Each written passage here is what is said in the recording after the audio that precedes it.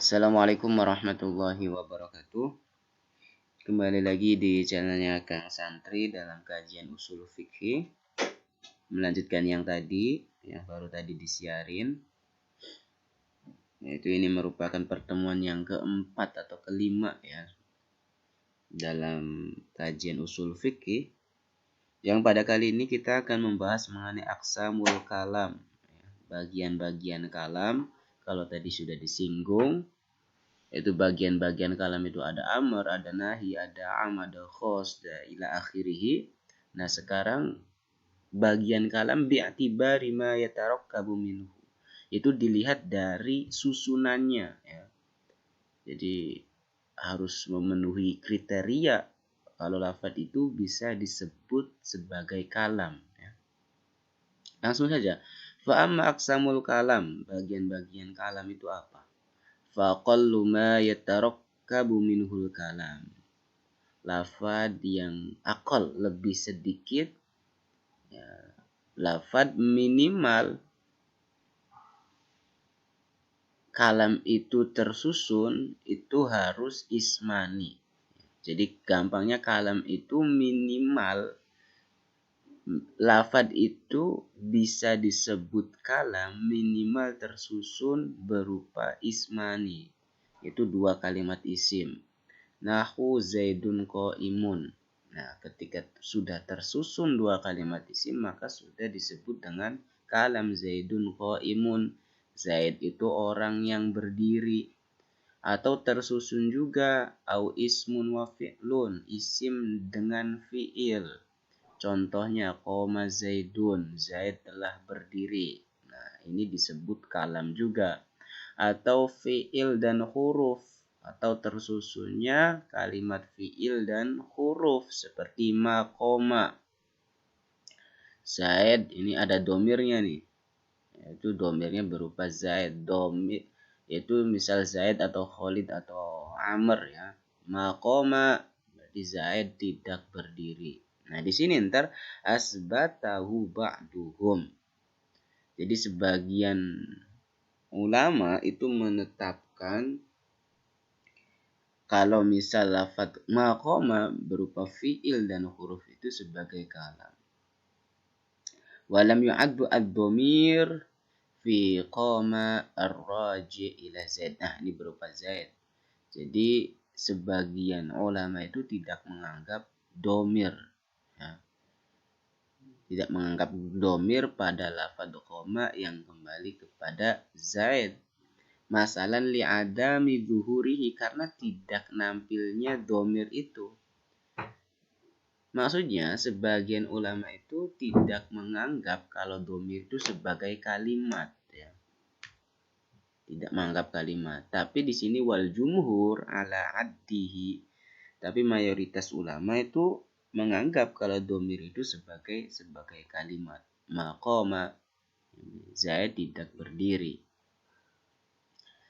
Nah, ini ntar pembacaannya ini ya. Jadi langsung aja. Atau ma yatarakkabu minhul kalam itu apa? Au ismun wa harfun, yaitu terkumpulnya isim dan huruf.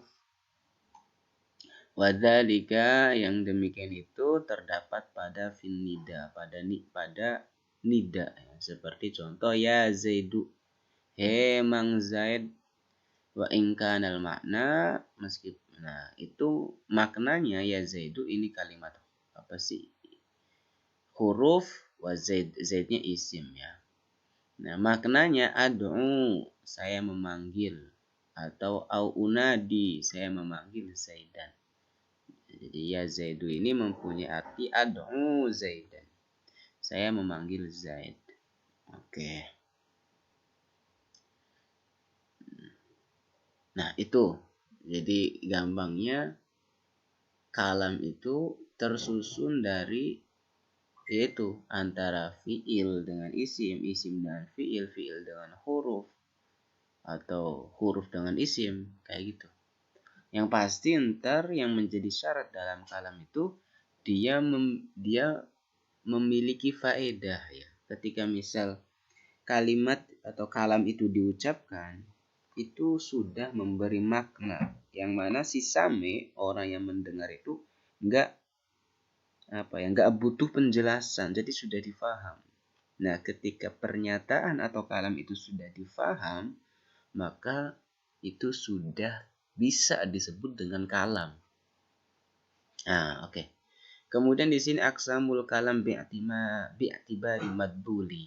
Ini bagian kalam dilihat dari madlulnya, dilihat dari maknanya. Ya, kalau misal tadi aksamul kalam bi'tibari ma yatarakkab, ya, yang tersusun. Nah, di sini dilihat dari maknanya. Wal kalam yanqasimu ila amrin wa nahyin. Jadi kalam juga terbagi kepada amr dan nahi, seperti kum.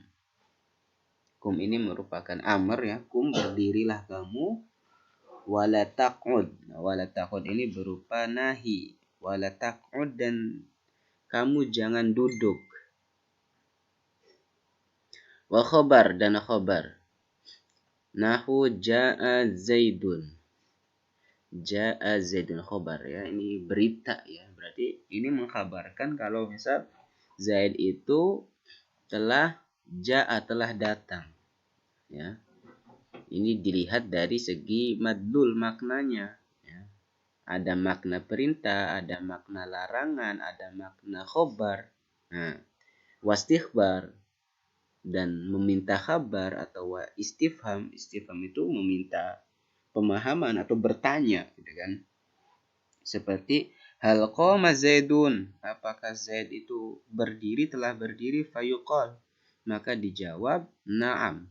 Ketika ada pertanyaan apakah Zaid itu berdiri, na'am, na'am, sahih, Zaid berdiri. Aula, atau enggak, itu lagi tiduran. Nah, istighbar, ya, meminta kabar, menanyakan kabar, menanyakan pemahaman, istifham, bertanya. Wa yanqasimu aidon, kalam juga terbagi kepada tamanni, yaitu harapan yang mustahil untuk digapai. Coba kita nomor 4. Nomor 4? Mana nomor 4-nya nih? At-tamanni huwa talabu husulu syai', yaitu mengharapkan terjadinya sesuatu, sawa'un kana mungkinan aw mumtani'an, baik itu yang bisa mengharapkannya yang mungkin atau yang tercegah.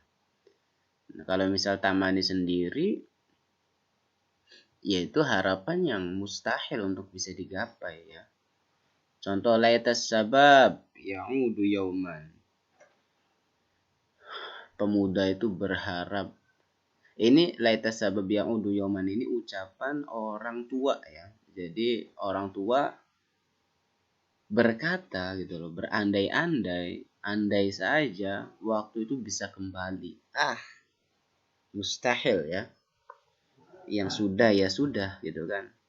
Kemudian arud ini meminta dengan secara halus, ya, lemah lembut. Arud. Contohnya di sini, nahu ala tanzilu indana. Sudikah engkau mampir ke tempat kami? Ala tanzilu indana. Ya, sudikah engkau mampir ke tempat kami? Ya, jadi entar ada arad sama tahdid. Ya, sama, dua-duanya ini mengharapkan mengharapkan terhadap sesuatu yang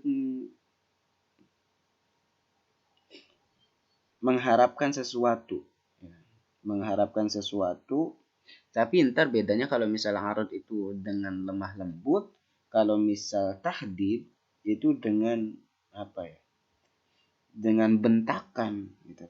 Kayak misal contoh, kalau misal arad itu pakainya ala, ya. Kalau misal tahdid pakainya halla. Kayak gini, halla. Contoh misal halla akramta Zaidan, halla akramta Zaidan. Kenapa tidak engkau hormati si Zaid? Kenapa engkau tidak hormati Zaid? Halla akramta Zaidan. Kenapa sih kok kamu gak hormati Zaid? Nah, kalau misal ala akramta Zaidan, mbok iyo hormati Zaid. beda ya, narasi aja sih. Kalau misal tahdid itu lebih keras, kalau irid atau arad itu lemah lembut. Kemudian ada qasam ya, bagian daripada alam juga qasam. Nahu wallahi la af'alanna kada. Busung, kalau misal bahasa Jawa itu busung, kiting. La af'alanna kada. Saya akan mengerjakan itu. Oke deh. Itu al-kalam, aqsamul kalam bi'tibari madlul. Ya, dilihat dari maknanya ya. Ada tamanni, ada arad, ada qasam, ada amr, nahi, itu dilihat dari maknanya. Bukan kalau misal pertama dilihat dari susunan ya, kalamnya atau susunan bangunan kalimatnya, ini maknanya. Nah, kemudian di sini aqsamul kalam, masih kalam-kalam lagi ya. Aqsamul kalam bi'tibari isti'malihi. Bagian-bagian kalam dilihat dari isti'mal, penggunaannya. Nah, dilihat dari isti'malihi, penggunaannya atau dalam penerapannya ya. Wa min wajhin akhar, dari sisi yang lain, dari segi yang lain, yanqasimu ila haqiqatin wa mazazin. Ya, kalam itu terbagi menjadi kepada hakikat dan majaz. Nah, di sini langsung masuk ke ta'riful hakikat. Ta'rif, definisi hakikat. Nah, mungkin itu saja. Ntar kita besok lanjut lagi mengenai ta'riful hakikat, ta'riful majaz, dan seterusnya. Itu saja, kurang lebihnya mohon maaf. Mudah-mudahan ada manfaatnya. Akhirul kalam, wassalamualaikum warahmatullahi wabarakatuh.